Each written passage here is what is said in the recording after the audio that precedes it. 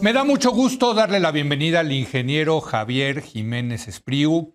Él fue secretario de Comunicaciones de Transportes del Gobierno Federal y hace unos días acaba de salir su libro titulado La cancelación, el pecado original de López Obrador, y tiene que ver desde luego con la suspensión del aeropuerto de Texcoco y la construcción del recién inaugurado aeropuerto Felipe Ángeles. Ingeniero, ¿cómo le va? Muy buenas noches. Muy buenas noches, gracias por su invitación, Leo, muy amable. ¿Estuvo ayer? Estuve ayer, sí, fui invitado por el señor presidente. ¿Y qué tal?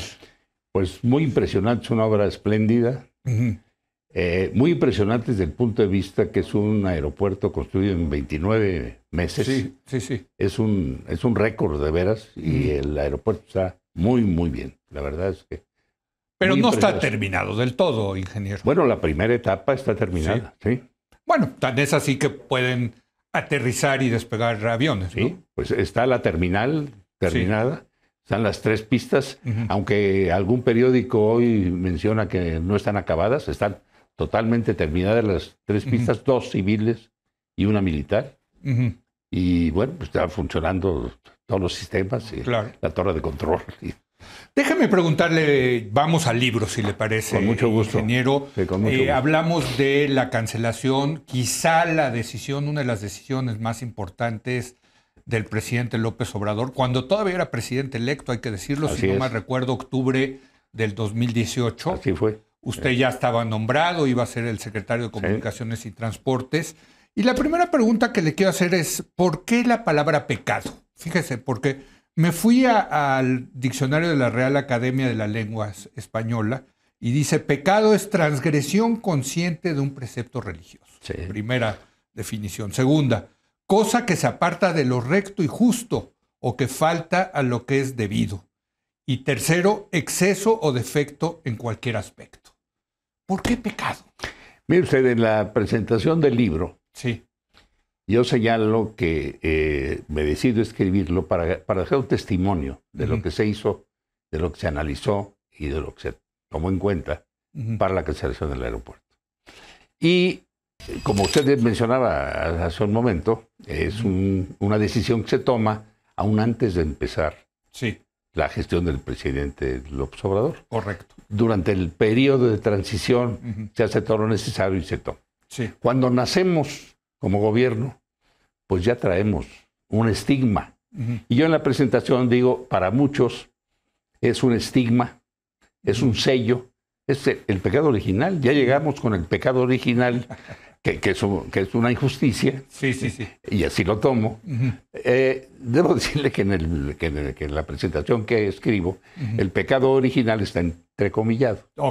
Porque justamente quienes nacemos dentro del círculo del catolicismo, nacemos injustamente, digo yo, con un pecado original. O sea, es en ese sentido. Es en ese sentido. O sea, según quienes han estado en contra de la decisión, pues fue un pecado y fue el pecado original, ¿no? Ahora, usted lo que hace es, me parece, recopila, ingeniero, todos los estudios, todos los argumentos en contra del nuevo aeropuerto internacional de la Ciudad de México, el Naim famoso de Texcoco. En ese sentido, pues el libro puede ser abrumadoramente un argumento en contra, ¿no? No, porque también están todas las opiniones en contra de la cancelación. Y están aquí planteadas y están dichas y están comentadas con muchos de los protagonistas del proyecto. Porque el proyecto, a ver, adelante. Porque el proyecto desde un principio fue un proyecto polémico. El del Naim de Texcoco. El del Naim de Texcoco. O sea, desde que surge, hay una gran polémica, que es un enorme gasto, que es carísimo, que si el aeropuerto está bien situado, que si no, que lo que provoca el aeropuerto cuando se plantea y que hay que girar las pistas para que quepa dentro de los terrenos existentes para evitar el problema que tuvo el presidente Fox con la gente de Atenco, obliga ese aeropuerto a cancelar automáticamente el aeropuerto Benito Juárez y la base aérea militar de Santa Lucía. Correcto. Cosa que muchos no toman muy en cuenta. O sea, había que esas grandes inversiones que tenemos en las dos partes, olvidarlas, que ya tirarlas a la basura. Bueno, pero yo recuerdo, y aquí fíjese, tuvimos muy buenas discusiones al respecto, porque cuando se lanzó el Naim de Texcoco, había varios proyectos de qué hacer con el Benito Juárez. Y muchos decían, es una extraordinaria oportunidad para desarrollar el oriente de la Ciudad de México. Incluso hasta desde el punto de vista ecológico se hablaba de hacer un gran parque ahí en donde es hoy Benito Juárez. Sí, pero incluso en la concepción del aeropuerto se tomaba el terreno del Benito Juárez para hacer un gran desarrollo urbano. Sí, también había esa idea. Todavía no se había tomado la decisión, ¿no? No, bueno, en el estudio beneficio-costo del Naim está considerado el valor de los terrenos urbanizables como beneficio del Naim. Mire usted, es obviamente una decisión polémica, fue una decisión polémica. Sí, eso sin duda. Sí. Fue una decisión, fue la decisión más discutida que ha habido de proyecto alguno en la historia de México. Desde que empezó la campaña, lamentablemente, se politiza este proyecto, porque es parte medular de la campaña. Sí, bueno, el que la politiza es el hoy presidente López Obrador. Bueno, el presidente la plantea y se politiza. Sí, sin duda. Bueno, se valen las campañas. Claro. Y en ese momento, los bandos a favor y en contra se colocan a favor y en contra de la decisión del aeropuerto. Y lo que uno dice a favor del aeropuerto y lo que otro dice en contra, para cada uno se convierte en dogma de fe. Sí. Y entonces ya no hay posibilidad de diálogo. Forma de argumentación. Sí. Son diálogos de sordos. Entonces, aunque fue el proyecto más discutido, fue también el proyecto más discutido superficialmente. No se ahondó. Y además parcialmente. Porque los ecologistas hablaban de la ecología, los financieros de las finanzas, los ingenieros de cómo se solucionaba el problema técnico, los urbanistas del problema, los hidráulicos de cuál era el conflicto hídrico en el cual está metida la Ciudad de México, etcétera. Y no se toma integralmente el asunto.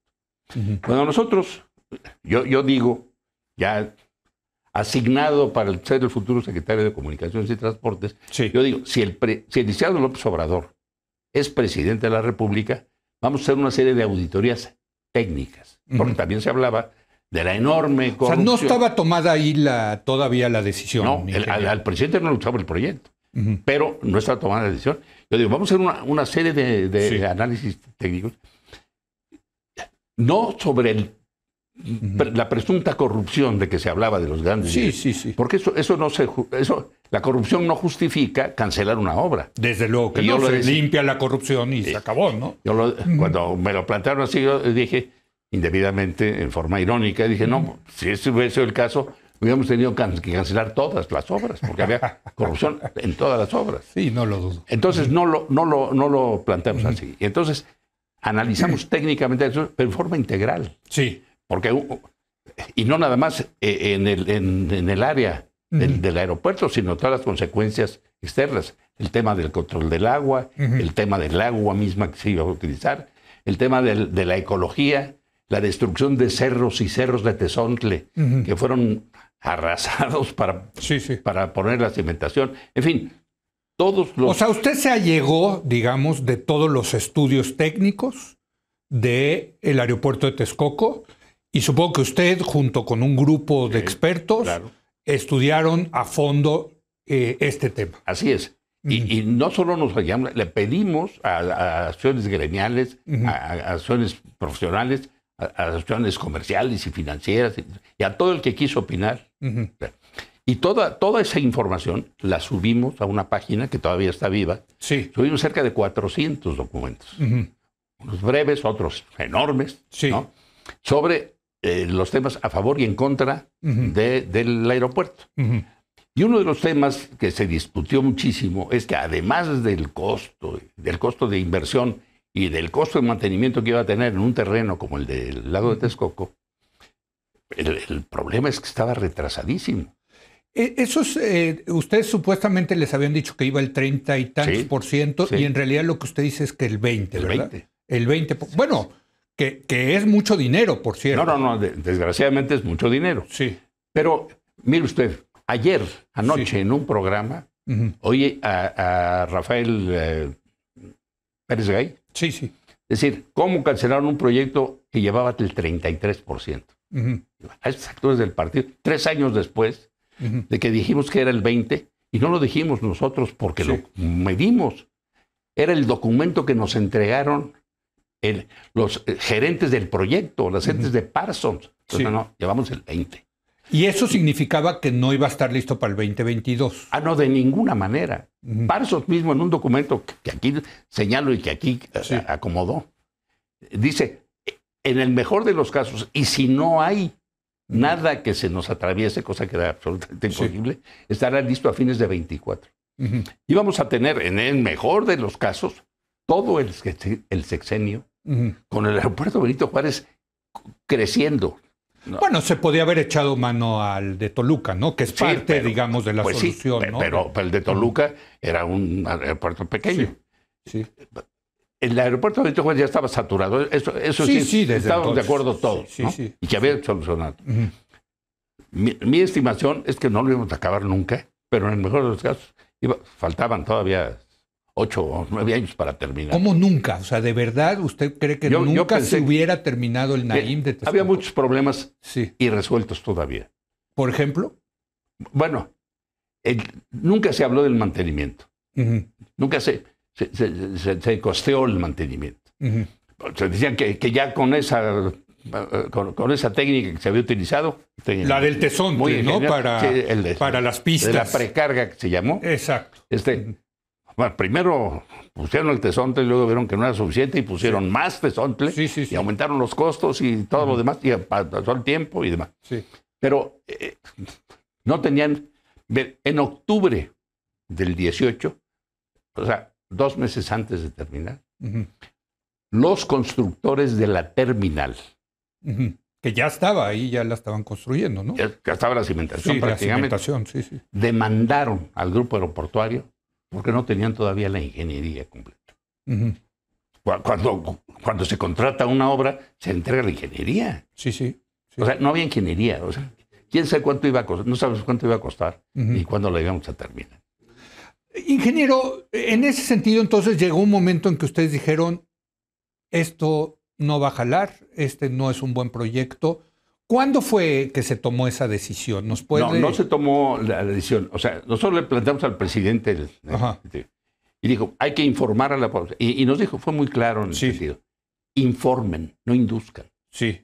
Porque él sí tenía un acto político pendiente. Es decir, un proyecto de esa naturaleza y estos proyectos que son nacionales, tenemos que recabar la opinión de la comunidad. Bueno, pero la consulta, digamos, o sea, yo digo, entiendo políticamente lo importante de la consulta, pero al final del día, si usted y su equipo hubieran ido con el presidente y le hubieran dicho, ¿tiene sentido esta obra del Naim?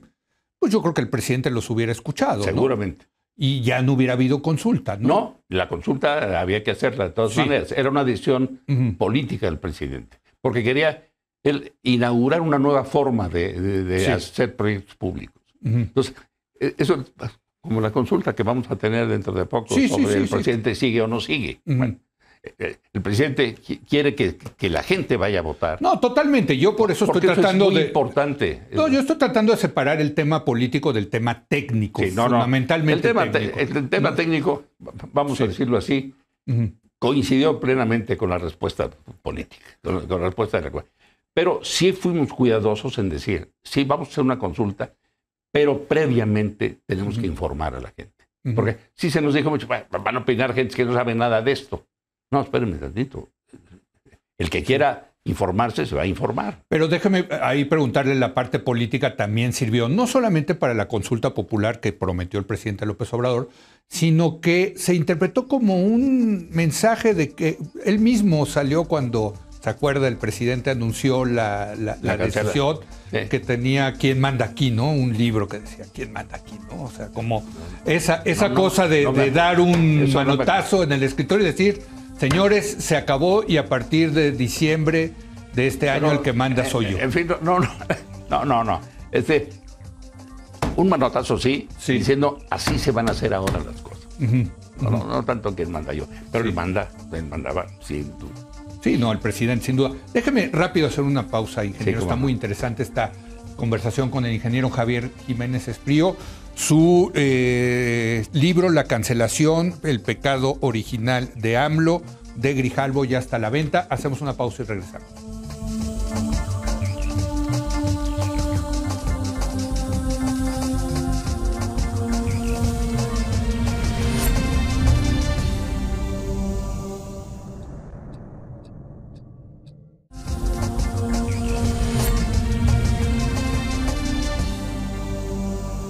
Estoy platicando con el ingeniero Javier Jiménez Espriu. Él fue secretario de Comunicaciones y Transportes, un actor muy relevante en la decisión de cancelar el nuevo aeropuerto de la Ciudad de México en Texcoco. Nos trae este nuevo libro que da esa historia muy interesante, me parece, sobre todo para los estudiosos de las políticas públicas en el futuro. Ingeniero, ¿qué fue lo más difícil en el argumento de decir nos conviene cancelar el Naim?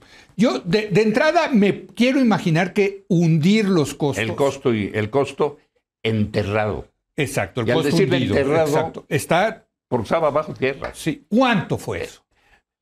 Ahí está marcado, fueron entre lo que se había pagado a la gente y los costos financieros, algunos terriblemente bárbaros, ¿no? Que se habían suscrito, 113,000 millones de pesos. 113,000. Es que esos costos, ingeniero, hay que imputárselos, ¿no le parece, ahora a los de Santa Lucía para ver el costo real de sustituir Texcoco por Santa Lucía? Así ¿no? lo ha hecho el presidente. Sí. El presidente dijo, nos costó 113,000. Sí. Nos va a costar 90,000. Ayer dieron el dato, costó 75,000. Caray, yo leí 116,000. No, 75,000. 75,000 millones. En la primera etapa, ¿no? La primera etapa. Sí. Esto también en la primera etapa. Sí, contra 300,000 que ya se habían estimado para la primera etapa del Naim. Pero el Naim tenía 96 puntos de contacto, puertas de embarque. Sí, pero Santa Lucía tiene 14, ingeniero. Bueno, en este momento, pero las puertas de embarque que tenía el Naim, había que restarle todas las puertas de embarque del aeropuerto Benito Juárez. Que había que cancelarlas. Sí. Entonces, pero sí era un proyecto más grande, Texcoco, que Santa Lucía, ¿no? Sí, enorme. Pero la estimación que ellos tenían era de 305,000 millones de pesos y nos faltaban por obtener financiamientos por 88,000. O sea, más de lo que costó el aeropuerto. Y no lo hubiéramos terminado nunca. Hubiéramos tenido que meter un dineral al aeropuerto de Benito Juárez para atender. Si no hubiera venido la pandemia que saturó el aeropuerto, hubiera explotado eso. Ahora ya lo tenemos. Ahora ya está saturado. ¿no? El presidente siempre ha dicho, 100,000 que nos costó, más 100,000 de nuevo, 113 contra 75, 200,000. Son 200, y ellos decían 305,000. Yo siempre le he dicho al presidente, no, eso es la estimación que tenían ellos. Yo tengo una estimación de no menos de 400,000 millones de pesos. O sea, hubiera costado 400,000 millones de pesos. Sí. Y ellos planteaban para una segunda etapa otros 9,300 millones de dólares. Sí, pero ya iba a ser un aeropuerto de 3 pistas, 96. Así es. Pues, o sea, le hubiera servido al país en los próximos 20 años. No, y así estos dos van a servir los próximos 40 años. Ahora, porque lo que vimos es que empezó el aeropuerto de Santa Lucía con 20 operaciones diarias. Claro. Es un aeropuerto chiquito. No, son operaciones pequeñas, el aeropuerto no. El aeropuerto está subutilizado. Claro. Pero parece que no hay apetito, ingeniero, de las aerolíneas para irse a Santa Lucía. No, bueno, en este momento ellos están muy cómodos aquí, pero tenemos que desaturar este aeropuerto. O sea, todas las nuevas operaciones se tienen que ir para allá y vamos a empezar a desaturar seguramente. ¿Cómo? ¿Cómo se va a hacer eso? Por convicción. Mire, Aeroméxico se lo opuso permanentemente, ¿no? Sí. Dijo, y luego dijo, yo no me voy, yo ya tengo aquí mis slots, yo ya no me voy. Vio las cosas, fue a ver el aeropuerto y dijo, empiezo con vuelos, y empezó con vuelos allá, sí, ¿no?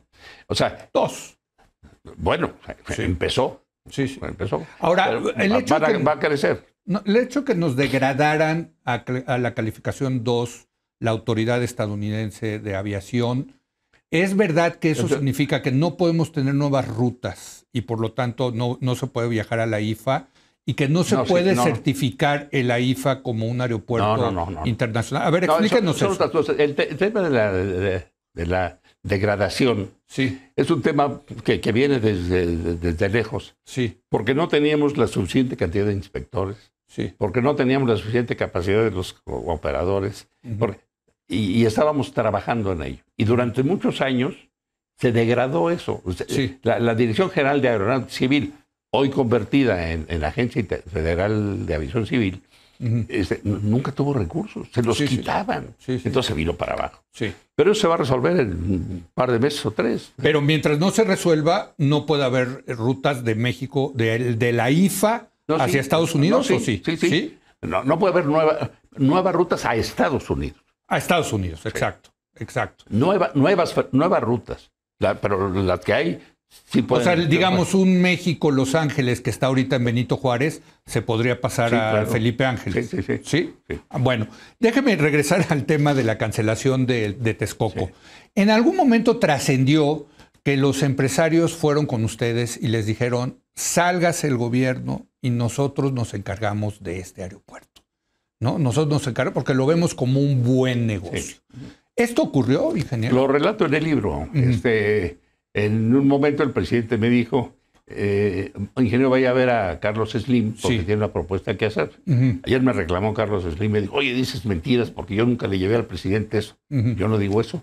Yo lo que digo es que tú me invitaste a tu casa. Estuve en su casa. Me dijo, dénoslo. Y le dije, mira, Carlos, hay muchos problemas resueltos, no se puede lo que estás pensando. Tomó el teléfono Carlos y le habló a alguien y dejó el teléfono abierto en un acto de confianza conmigo. Y le dijo oye, ¿cómo vamos? Oye, si nos dan a nosotros la concesión. La concesión. Como es el de Cancún y el de todos. Si nos dan la concesión para nosotros terminar la construcción. Evitando las reglas de las obras públicas, ¿cuándo terminamos? Pues cuando, si bien nos van 24, me dijo, ¿cómo? Pues, ¿qué falta? No, pues, nos habían demandado porque no había ingeniería de la terminal. Dice, no, pues, las bandas, por ejemplo, nos van a llevar 40 meses, según nos dijo Siemens, y no tenemos la ingeniería de las bandas. Estamos hablando ya de... Yo ya estaba como secretario, casi secretario. Bueno, y así como vamos, cuando terminamos, pues, quién sabe. No podemos saberlo. Y se echó para atrás el ingeniero. Es que nosotros habíamos previsto esto también. Y entonces me mostró croquis primarios del desarrollo de Benito Juárez. Del Benito Juárez. Le dije, mira, esto aquí lo decimos, esto está en contra de todo, en contra de la idea de descentralización, en contra de... y se echó para atrás. Le dije, ¿sabes qué? Ayúdanos ahora a resolver el problema del financiamiento de la fibra, en donde él tenía un alto interés. Y nos ayudó. Porque la fibra eran 30,000 millones de pesos que habían pedido innecesariamente porque había 100,000 millones de pesos en la caja. Y pagábamos 10% de interés real. Me dijo, es que... Me dijo, pues que me ofrecieron eso y a quién le dan pan que llore, pues a quién me ofrece más. Y nos ayudó. Déjame preguntarle, ingeniero, muchas veces he escuchado que algo que molestaba era que se iban a hacer grandes negocios. Yo en lo personal no estoy en contra de los grandes negocios. Yo tampoco. Esta es finalmente una economía capitalista, ¿no? Una economía de mercado. Si se iban a hacer grandes negocios en el Naim de Texcoco o luego en Benito Juárez, yo no tengo problema. Desde luego el tema es la corrupción, ¿no? También se habló en algún momento que había mucha corrupción. Pero pues al final del día, hoy en día no hay nadie, digamos, perseguido judicialmente por el tema de la corrupción. Aquí hablo de la cantidad de irregularidades que planteamos, sí, que documentamos y que presentamos a los órganos de control. Ahí están trabajándose y ahí se verá cómo se resuelve. Pero no sabes si los órganos de control lo pasaron ya digamos, a las autoridades judiciales. No, yo ya no conozco. Pero aquí está planteado. Y después pongo algunos ejemplos de grandes negocios indebidos. A ver, denos un ejemplo. Aquí está uno, por ejemplo. Las pistas, que son carísimas. Sí. La pista en Texcoco, que costaba 30,000 pesos metro cuadrado, en Santa Lucía costó 3,000 por el suelo. Sí, claro, es que el otro es un lago y el otro es un piso, ¿no? Claro, que el de Santa Lucía es concreto hidráulico y el otro es concreto asfáltico. Ajá. Porque no puedes poner concreto hidráulico acá porque si las pistas se mueven así y te truena. Sí. Entonces, unas pistas mucho mejores de calidad costaron 10% menos. Bueno. Por el terreno, ¿no? Por el terreno, sí, por la cimentación, el sontle y el... Bueno. Pero las pistas, en lugar de hacerlas con las normas regulares, las hicieron al doble. O sea, las pistas debían ser de 4 kilómetros por 45 metros, según la OASI, y las hicieron de 5 kilómetros por 60 metros. El que sepa sacar el área de un rectángulo se da cuenta que esto es el doble del trabajo. O sea, un negocio carísimo. Las pistas costaron, el contrato de las pistas eran de 8,000 millones de pesos y no las terminaron. No se pavimentó ninguna. Se quedó en la precarga. Sí. O sea, son negocios de 8,000 millones de pesos. No, eso estoy de acuerdo. Que debieron haber sido de 4, en el mejor de los casos. Ahí sí suena a metálico el asunto. Lo que no suena lógico suena metálico, ingeniero, en este caso. Tienes toda la razón. Bueno, pues algo más que agregar. ¿Se arrepiente, ingeniero, de verdad? ¿Va a pasar usted a la historia como uno de los artífices que canceló este aeropuerto que prometía poner a México en el primer mundo, por eso en las conexiones? No hice esto para justificarme. Es un testimonio que yo quisiera que los interesados lo lean y afinen, apliquen, ratifiquen o rectifiquen su opinión sobre el tema. Es un testimonio. No es un libro técnico, está apoyado en la técnica. Es un relato, es una crónica de los acontecimientos para que los entiendan cualquier persona, que no tenga especialidad en nada. Exacto, sí. No necesita. Y que quede ese testimonio de lo que hicimos. No solo no me arrepiento, sino estoy enormemente orgulloso de haberlo hecho. Porque para esto se necesitaba entrarle en serio, profesionalmente, éticamente. La ética no tiene calificativos. Éticamente, organizadamente y sobre todo con valor. Porque desde luego decir, vamos a cancelar una cosa en donde ya nos va a costar de entrada, o sea, estamos pagando por esto 100,000 millones de pesos. Sí, no me quiero imaginar. Se necesita valor. Yo estoy absolutamente convencido de que hicimos bien, por bien de la nación. Perdimos 100,000 millones de pesos aquí y si hubiéramos seguido hubiéramos perdido mucho más. Bueno, pues ahí están los argumentos del ingeniero Jiménez Espriu, la cancelación, el pecado original de AMLO por Grijalvo. Gracias, ingeniero, por venir. Gracias por la invitación. Muy buenas noches. Gracias a usted por habernos acompañado. Yo lo espero mañana a las 10:30 de la noche, cuando otra vez sea la hora de opinar. Aquí nos vemos.